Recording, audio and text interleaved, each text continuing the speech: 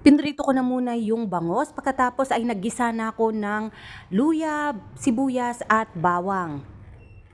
Nilagyan ko na rin siya ng 3 tablespoon na bagong paste. Pwede pa rin po kayo magdagdag ng bagoong kung natatabangan po kayo. Ayan, tapos nilagyan ko na rin siya ng 4 na pirasong in-slice na kamatis at naglagay na rin ako ng half teaspoon na black pepper at 1 tablespoon na all-in-one seasoning. Tapos mag-a-add ako ng 100 ml na water. Pwede pa rin po kayo magdagdag ng water kung gusto nyo ng mas may sabaw pa. Ayan.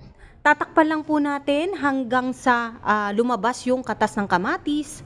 Kapag kumulo na, pwede nyo na pong ilagay yung napritong bangos at lalagyan lang natin siya ng green chili at sitaw. Ayan, takpan lang natin ulit hanggang sa kumulo.